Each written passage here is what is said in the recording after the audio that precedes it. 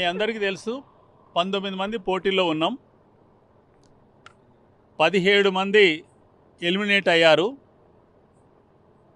నేను శ్రీపాల్ రెడ్డి ఇద్దరికి మధ్యన ఇప్పుడు కౌంటింగ్ నడుస్తుంది. అంటే లాస్ట్ ఎలిమినేటరు హర్షవర్ధన్ రెడ్డి గారి ఎలిమినేషన్ జరుగుతుంది.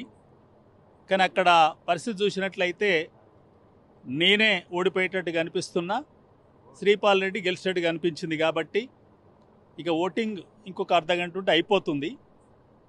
అందువల్ల ఇక ఓటమి అనేది సహజం, దానికి నేనేం బాధపడటం లేదు. ఎందుకంటే నేను ఒక టర్ము ఒక మంచి ఎమ్మెల్సీగా పనిచేసాననే తృప్తి ఉంది.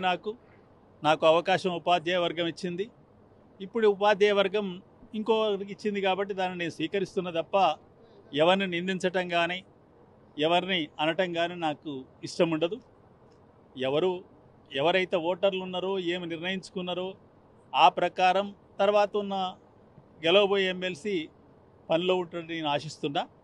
కాబట్టి నాకు ఒక టర్మ్ 6 సంవత్సరాల పాటు శాసన మండలి సభ్యులుగా వరంగల్, ఖమ్మం, నల్గొండలో పనిచేసేందుకు అవకాశం ఇచ్చిన ఆ 3 జిల్లాలల్లో ఉపాధ్యాయ అధ్యాపక వర్గానికి అందరికీ మిత్రులందరికీ పేరు పేరున అభినందనలు తెలియజేస్తున్నా.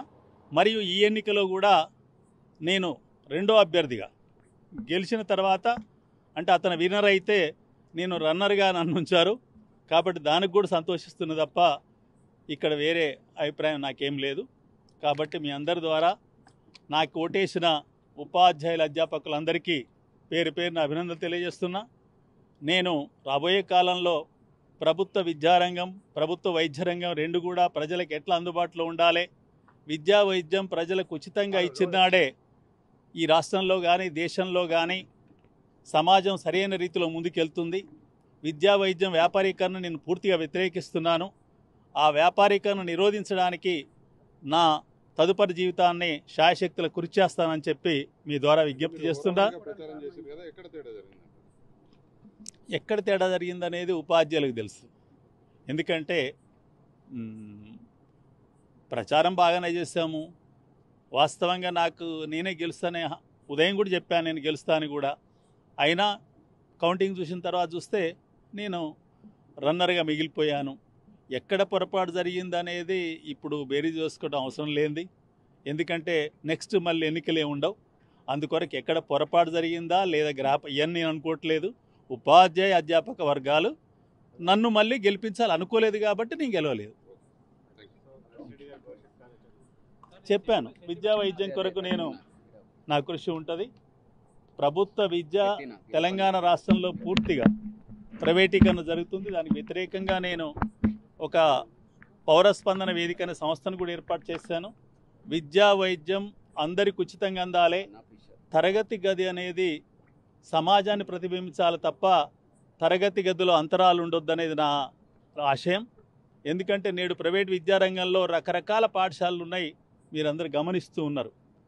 ప్రభుత్వ పాఠశాల అంటే అదేదో ఉచితంగా చెప్పేది పనికిరాందని, తర్వాత కింది స్థాయి ప్రైవేట్ పాఠశాల 20,000కు 30,000కు చదువు చెప్పేది, 50,000కు చదువు చెప్పేది, లక్షకు చదువు చెప్పేది, అత్యధికంగా 10 లక్షల ఫీజు తీసుకొని ఎల్కేజీ చెప్పే బళ్ళు కూడా మనకు హైదరాబాద్లో కనిపిస్తాయి. అంటే తరగతి గది అనేది సమాజాన్ని ప్రతిబింబిస్తలేదు, డబ్బు ప్రతిబింబిస్తుంది. దాన్ని నిరోధించాలనేది నా లక్ష్యం. దాని కొరకు నా తదుపరి జీవితాన్ని నేను తప్పనిసరిగా ఆ ఉద్యమాల్లో ప్రభుత్వాలతో ఏ రకంగానైనా ప్రభుత్వ విద్యారంగం నిలబెట్టి అందరికీ ఒకే క్లాస్ రూమ్ ఉండే రకంగా నా పని ఉంటుందని చెప్పి మీ ద్వారా తెలియజేస్తాను. ఏ అభ్యర్థిని కూడా రెండోసారి గెలిపించలేదు ఈ నియోజకవర్గంలో, అదే సెంటిమెంట్ కొనసాగుతుందని అనుకోవచ్చు. అంటే ఇక్కడ రామయ్య గారు రెండోసారి పోటీ చేయలేదు. ఎందుకంటే రామయ్య గారు పోటీ చేసి ఓడిపోతే వారిని మనం అనాలి. కాదు సంఘపరంగా రెండో అభ్యర్థి గెలవలేదనేది వేరు. కానీ రామయ్య గారు రెండోసారి పోటీ చేయలేదు. పుల రవీందర్ రెండోసారి పోటీ చేసి ఓడిపోయాడు. నర్సిరెడ్డి ఈరోజు రెండోసారి పోటీ చేసి ఓడిపోయాడు. దాన్ని నేను ఒప్పుకుంటాను, దాన్ని అంగీకరిస్తాను. కానీ రామయ్య గారు లాంటి వారికి ఎందుకు మనం అది ఆపాదించాలి? అది మంచిది కాదని నేను తెలియజేస్తున్నాను. మరిన్ని వీడియోస్ కోసం ఛానల్ ని సబ్స్క్రైబ్ చేయండి. లేటెస్ట్ అప్డేట్స్ కోసం వాట్సాప్ ఛానల్ ని ఫాలో అవ్వండి. ఆ లింక్ డిస్క్రిప్షన్ లో ఉంది.